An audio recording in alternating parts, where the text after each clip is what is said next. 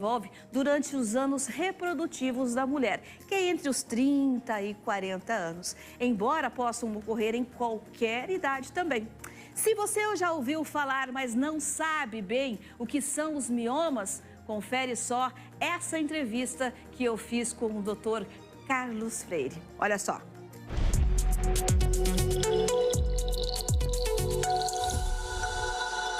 Vocês sabiam que em torno de 13, 14% da população brasileira das mulheres podem ter mioma?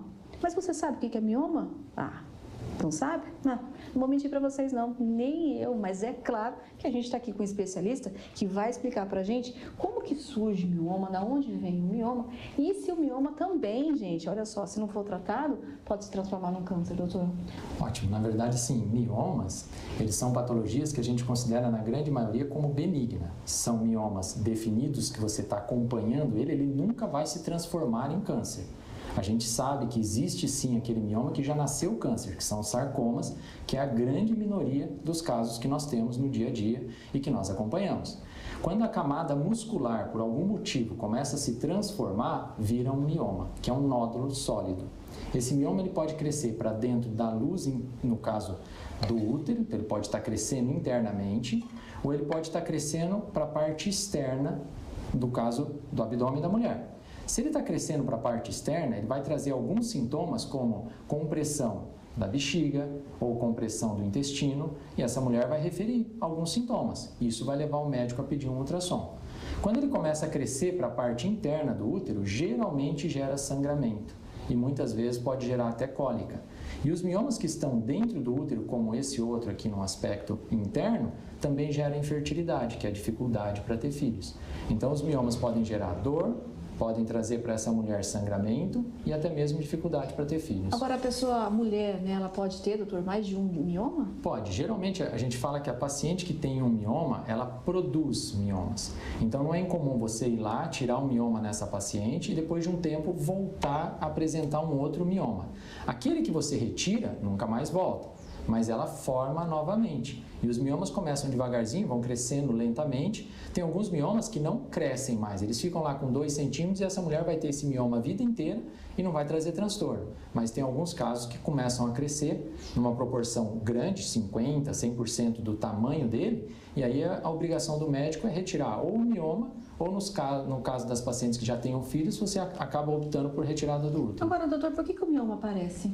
Não dá pra gente saber. Não dá pra saber? Não tem um porquê do mioma. Se a gente soubesse por que ele aparece, eu conseguiria desenvolver alguma medicação e eu trataria exclusivamente o mioma. A gente sabe que em um dado momento, uma daquelas células miometriais começam a se transformar e geram esse tumor benigno chamado mioma. Agora, doutor, então quem teve mioma, já fez a retirada desse mioma, a mulher tem que fazer um acompanhamento frequente. Toda paciente que tem alguma patologia que a gente chama de crônica, é interessante se acompanhar. Então, pacientes que tenham endometriose, pacientes que tenham miomas, pacientes que tenham pólipos, são pacientes que podem formar novos. Então, essa paciente você vai fazer um acompanhamento rotineiro. Vai fazer um ultrassom uma vez por ano, ou de repente a cada 6 meses, dependendo do caso. Agora, o que é mais interessante quando você pega uma paciente que tem mioma? É você fazer planejamento de prole. Ou seja, se essa paciente ainda não tem filhos, olha, você tem mioma, eu retirei o mioma, então nós vamos ficar acompanhando sempre. De repente aparece um novo mioma, vamos tirar esse novo mioma, mas vamos pensar em ter filhos.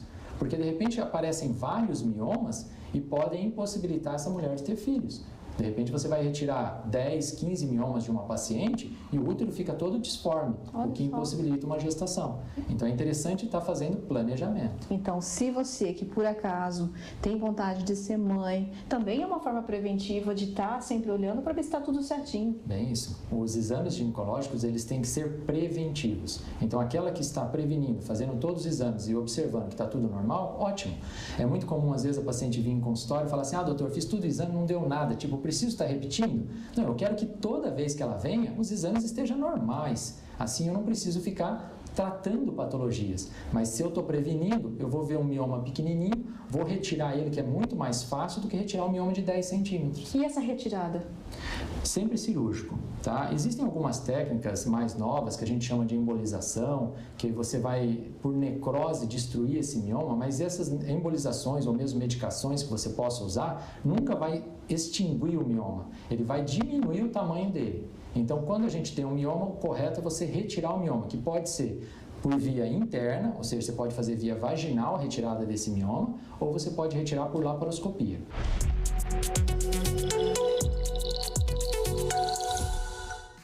Agora, gente, uma coisa é certa, eu vou falar de mulher para mulher, tá bom? Para os homens também. A gente tem que sim fazer todo ano os exames preventivos, que é para ver se está tudo certo, seja com relação ao mioma, seja com relação ao câncer de mama. Outubro está chegando, a gente vai entrar aí no Outubro Rosa, a gente vai falar sobre esse assunto. Agora, é sempre melhor você prevenir, né, do que você ter que fazer um tratamento aí a um longo prazo. E eu falo isso para os homens também, porque querendo hoje não, os homens também sofrem muito com relação ao câncer de próstata, porque essa é uma situação ainda que os homens têm muito, mas muito preconceito, tá bom? Então não perde tempo não, essa semana não, hoje eu já liguei para minha médica, já marquei aí uma consulta, né, para a gente fazer todos aqueles exames que a gente faz de rotina para colocar tudo em dia. Faz isso você também, tá bom? Agora